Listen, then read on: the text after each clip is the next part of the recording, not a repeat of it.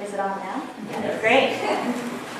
So before I say my speech, and I promise it's short, I wanted to say thank you, especially to the people who supported me and helped me through Virginia Tech. So to especially my committee members, to Tina Hergy, Michael Moeller, Daniel Wodak, and Karen Kabaka, as well as Douglas Lynn and Holly and Terry, who've been very helpful, and my family, of course. I've learned a lot during my time at Virginia Tech. I've learned what a dodecahedron is, that talking about the morality of plant people who exhale poison is definitely a useful thought experiment, and that I don't actually know what a science is. I've also learned that telling my family what I've learned does nothing to quell their confusion and horror at my future prospects.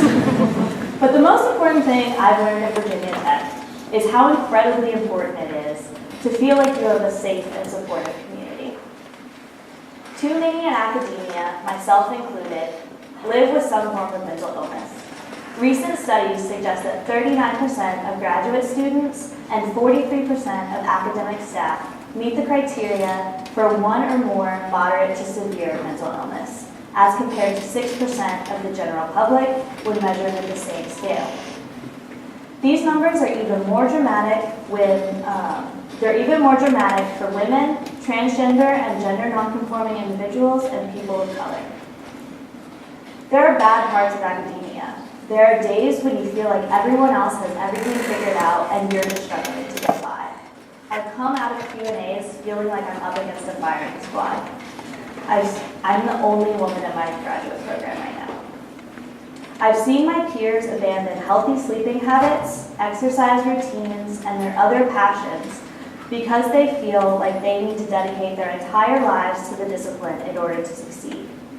We isolate ourselves, we overwork ourselves, we normalize and valorize suffering, and it's literally killing us. That's part of the reason why the thing I'm most proud of doing during my time at Virginia Tech is prioritizing community. My cohort saw the birth of our chapter of Minorities in Philosophy.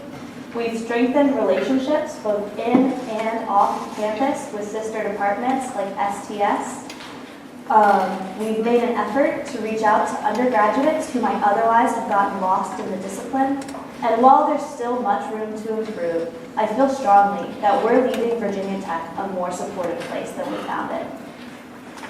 My first memory of Virginia Tech is a game night my roommates and I held the night before new student orientation. During this first game night, we introduced ourselves, we drank beer, and we played Cards Against Humanity. Since then, we've had many game nights. Not only do we drink and play games, but we do philosophy. We help each other talk through paper ideas. We vent about that guy in the back of discussion sections who definitely knows more than the professor. You know who I'm talking about. We plan how to turn all of our students into raging socialists. Just kidding, Dad. And we encourage one another. We ask questions to understand, not to prove that we're smarter. We learn and we listen. Sometimes I find myself wishing I could have as productive philosophical conversations at philosophy conferences as I've had at our game nights. We'll all leave this room to do bigger and better things. Us graduates will go on to PhD programs or important jobs. The professors will do more research and get new students, probably smarter than we are. We'll meet new people, join new departments, make new friends, and move to new towns. Some of us will likely fit right in immediately.